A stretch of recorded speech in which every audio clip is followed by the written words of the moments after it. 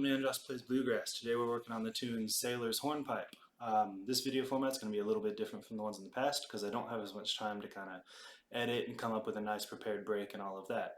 So what you just heard me play is sort of what I would consider the basic version of the melody. I played twice through the A part, twice through the B part. And what we're going to do for the rest of this video is do a little bit of a live session of how I would go about trying to arrange sort of a different version of this, or maybe some ideas that I would use in improvising over the tune Sailor's Hornpipe. So if you're learning this tune, you need to know the chords, and this I do at least have the editing time to put them on the screen and all. So I'm going to play twice through the A part, twice through the B part.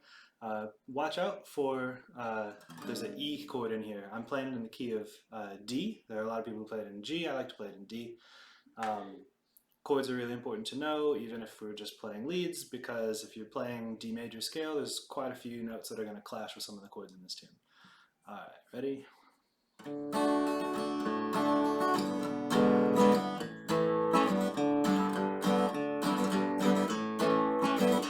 Second through.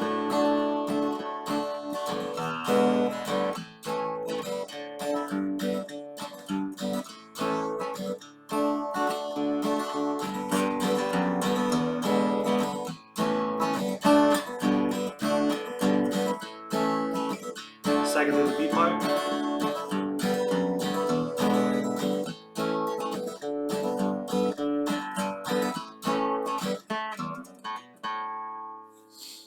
Alright, those are the chords for this tune. Never mind that I totally ruined a D lick by hitting the open A string instead of the open D string at the end of it. So with that in your head and the sort of basic melody of it, let's go through how I would think about this tune and how I would want to sort of arrange a break for it or do some improvisation. So in the A part, we're starting off with really octave notes is sort of the way that I think about it, right? We hit the root note of the D chord in 2 different octaves, right? So where else could I do something like that? I've also got a D note up here, so I could do that, right? To octave, or I could play in the same octave using this D note, something like this. But I don't have a lower D than that, so those are pretty much my options here, right? So what would be something that's maybe cool to do for that? Something like that, right? Maybe that could be like my first 2 bars, basically. I'm really just hanging out on these 2 octaves of D, right? Next I need to go to the E, and again I'm doing 2 octaves, right? In the normal melody it's right, we're doing this melody. But if I'm up here, then maybe the D notes that I want are these ones, right? Because I'm already playing in this sort of part of the neck. So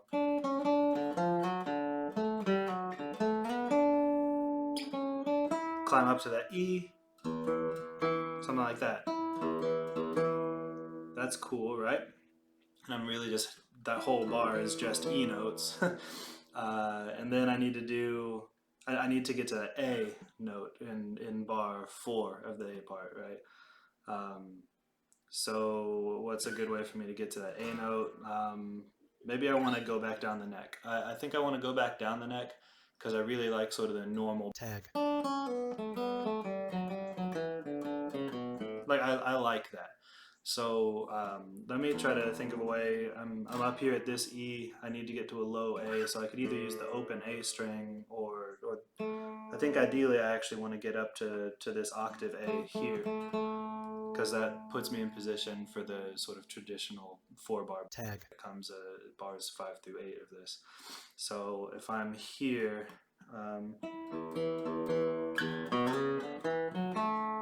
could just do something like that, right? This is all staying within D scale. These are all notes that aren't going to really clash with E or the A chords. So sort of for the first 4 bars of the A part, I've got something like this.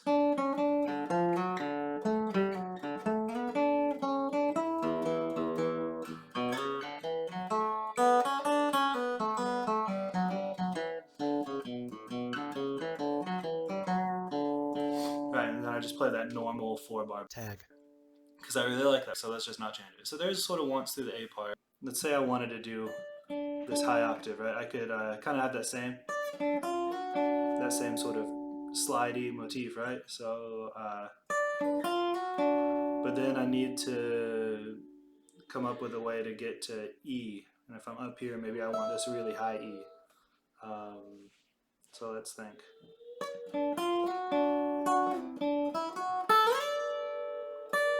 So that would be my first 2 bars, right?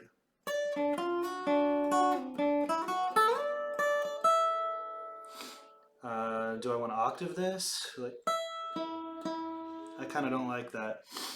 I think I want to work my way back down the neck because again I want to do maybe a variation of that normal tag, but I think I want to work my way back down the neck. So maybe once I'm here, I could just stick with E chord tones, right? So the normal it's octave jump, right? Of normally it's just the octave, but if I just stick with notes in the E chord, right, which is going to be E, B, and G sharp, I could do something like,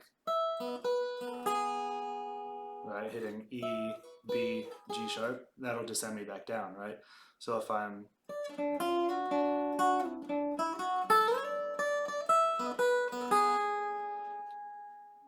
now I'm in place where I need to do something. I'm like one beat away from the A chord, something like this, and then I'm right in the spot.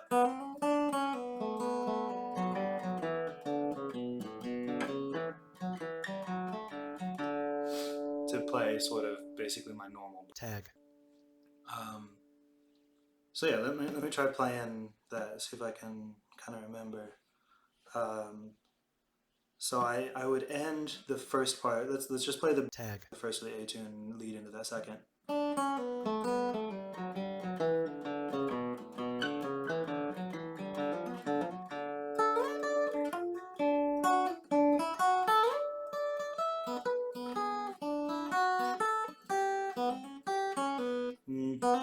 That was maybe not good over that A chord.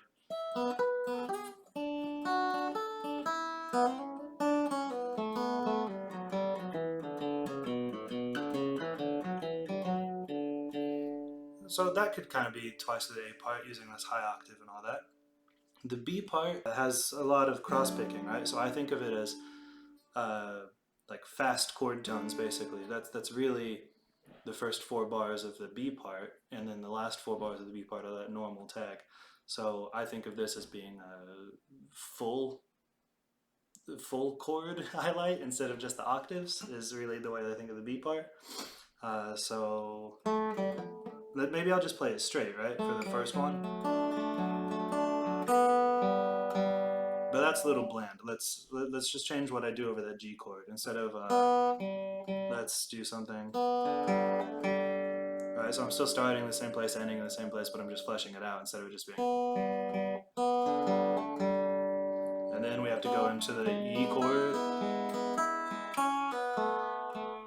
Something like that. Let's try to fill it out. Do that over the A chord. So for the first couple bars of the B part, I've got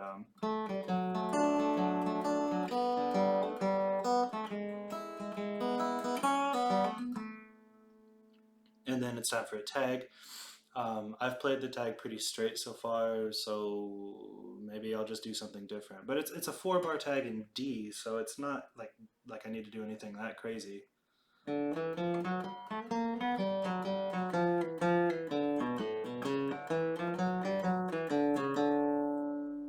don't know. The 4-bar tag in D, kind of based off of Sailor's Hornpipe.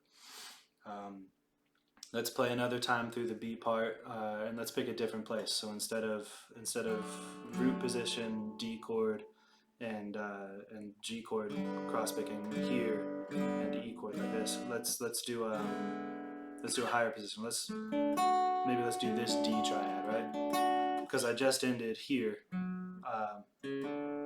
so I can do like this big slide in maybe.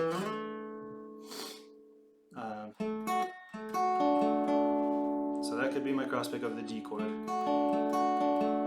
then the G chord that's in this position's right here. So I could just do that if I just wanted to cross pick, but maybe let's do something else. Yeah, right? Flat third to major third, root note, that's always cool, right? Now I've got an E chord. And let's think of E chord tones. Well, I know I've got an E right here, and I've got a B right here, but I don't know, I've been descending every single time that I hit an E chord so far, except for like in the A part, every time I hit this E chord, I did a descending thing. So maybe I'll try to do a descending thing here. So I could do this, and then where else do I have E chord tones? Here. And this technically isn't an E chord tone, this B note here, but I could use it in my descending. Yeah, that's cool. And that gives me at the A, which is where I want to be for the next chord, right? I like that. So far for the second time through.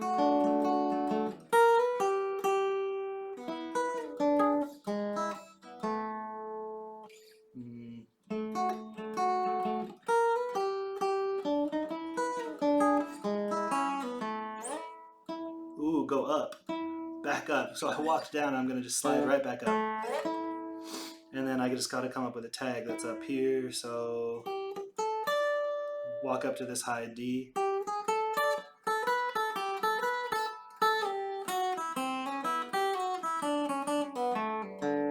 Something like that. So let me try and play that all together, kind of what I was just thinking of.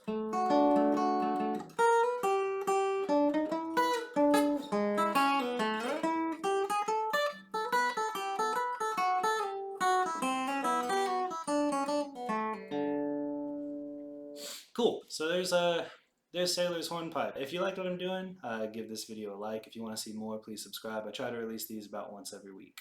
Thank you.